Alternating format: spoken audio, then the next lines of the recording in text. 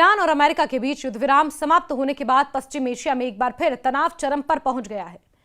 कच्चे तेल की कीमतों में फिर से उछाल आ गया है।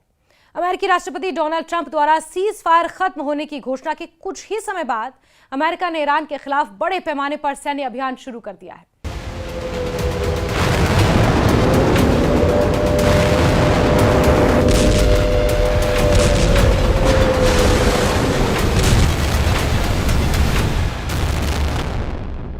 अमेरिकी सेना ने गुरुवार को ईरान के कई रणनीतिक और सैन्य महत्व वाले ठिकानों पर मिसाइल्स और हवाई हमले किए।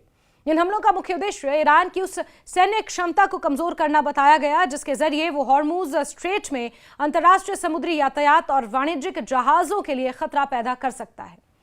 ईरान पर अमेरिका के ये हमले की टाइमिंग पर भी सवाल उठ रहे हैं। जहां अयातुल्ला अली खामनेई का अंतिम संस्कार किया गया है, 9 तारीख को उन्हें सुपुर्द खाक किया जाएगा और उससे पहले जगह जगह ईरान में शोक जुलूस निकाले जा रहे हैं और उसी दौरान अमेरिका का ईरान पर हमले करना अपने आप में एक संकेत देने के समान है।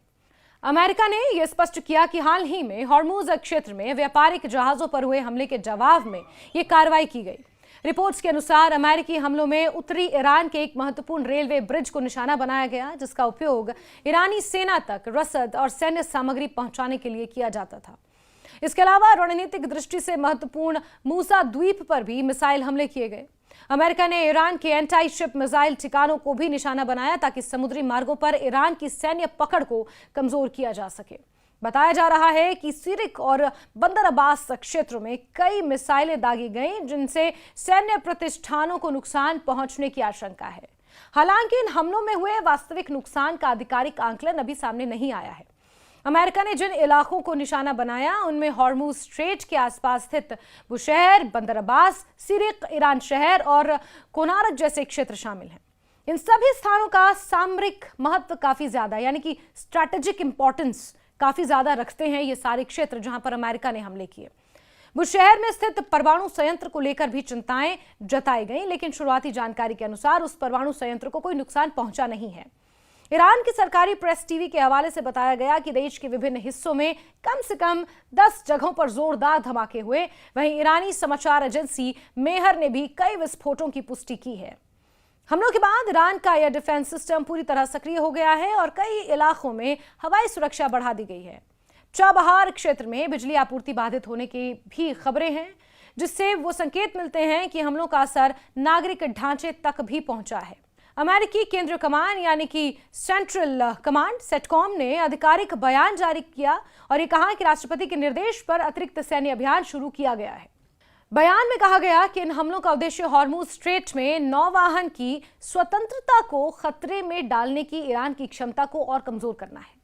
अमेरिका ने आरोप लगाया कि हाल ही के दिनों में ईरान ने अंतर्राष्ट्रीय जल मार्ग से गुजर रहे वाणिज्यिक जहाजों और नागरिक चालक दल पर अनुचित हमले किए हैं जिनका जवाब देना आवश्यक था। अमेरिकी सेना ने कहा कि वो वैश्विक समुद्री व्यापार की सुरक्षा सुनिश्चित करने और अंतर्राष्ट्रीय समुद्री मार्गों को खुला रखने के लिए प्रतिबद्ध हैं। हमलों के दौरान ईरान के अक्काला क्षेत्र में स्थित एक महत्वपूर्ण रेलवे ब्रिज भी पूरी तरह से ध्वस्त कर दिया गया। बताया गया कि यह पुल सैन्य आपूर्ति और रसद के लिहाज से बेहद अहम था।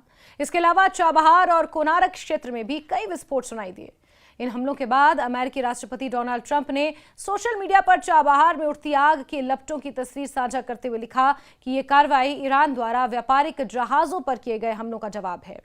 ट्रंप ने संकेत दिया कि अमेरिका अपनी सैन्य कार्रवाई को आत्मरक्षा और वैश्विक समुद्री सुरक्षा के लिए आवश्यक कदम मानता है। डोनाल्ड ट्रंप ने हमलों के बाद मीडिया से बातचीत में दावा किया कि अमेरिका और सैन्य दृष्टि से पहले ही बढ़त हासिल कर चुका है और ईरान की सैन्य क्षमताओं को गंभीर नुकसान पहुंचा है। उन्होंने कहा कि ईरान के पास अब बहुत कम विकल्प बचे हैं और उसने हाल ही में अमेरिका से संपर्क भी किया है। ट्रंप के अनुसार ईरान समझौता करना चाहता है लेकिन उन्हें इस बात पर संदेह है कि तेहरान किसी भी समझौते को ईमानदारी से इसका पालन करेगा। उन्होंने कहा कि ईरान के नेताओं का व्यवहार अस्थिर दिखाई देता है और यही कारण है कि अमेरिका उनके इरादों को लेकर पूरी तरह आश्वस्त नहीं है। ट्रंप ने यह भी कहा कि यदि ईरान वास्तव में बातचीत चाहता तो उसे पहले अंतर्राष्ट्रीय जहाजों पर हमले जैसी गतिविधियों को रोकना होगा। दूसरी ओर क्षेत्रीय सुरक्षा पर भी इन घटनाओं का व्यापक असर देखने को मिला। कुवैत ने अपनी हवाई सुरक्षा प्रणाली को पूरी तरह सक्रिय कर दिया।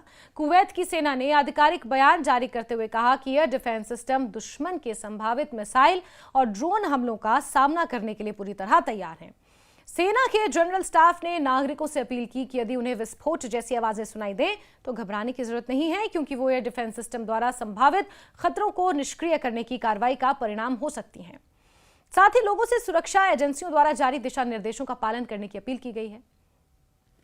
अमेरिका और ईरान के बीच बढ़ते सैन्य टकराव ने पूरे पश्चिम एशिया में अस्थिरता की आशंकाओं को बढ़ा दिया है। हॉर्मुज स्ट्रेट विश्व के सबसे महत्वपूर्ण समुद्री व्यापार मार्गों में से एक माना जाता है, जहां दुनिया के बड़े हिस्से का कच्चा तेल और गैस निर्यात होती है। ऐसे में इस क्षेत्र में किसी भी प्रकार का सैन्य संघर्ष वैश्विक ऊर्जा आपूर्ति, तेल की कीमतों और अंतर्राष्ट्रीय व्यापार पर व्यापक असर डाल सकता है। यही कारण है कि अंतर्राष्ट्रीय समुदाय लगातार इस घटनाक्रम पर नजर बनाए हुए है।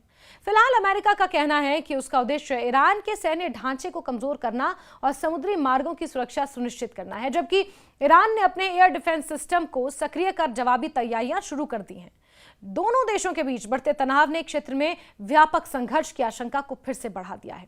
आने वाले दिनों में यह देखना महत्वपूर्ण है कि दोनों पक्ष सैन्य कार्रवाई को आगे बढ़ाते हैं या फिर कूटनीतिक बातचीत के जरिए तनाव कम करने की दिशा में कोई कदम उठाया जा सकता है। फिलहाल ये स्थिति बेहद संवेदनशील है और पूरी दुनिया की नजर एक बार फिर से इसी संकट पर टिकी हुई है, क्योंकि ये संकट एक बार फिर से गहराता हुआ नजर आ रहा है।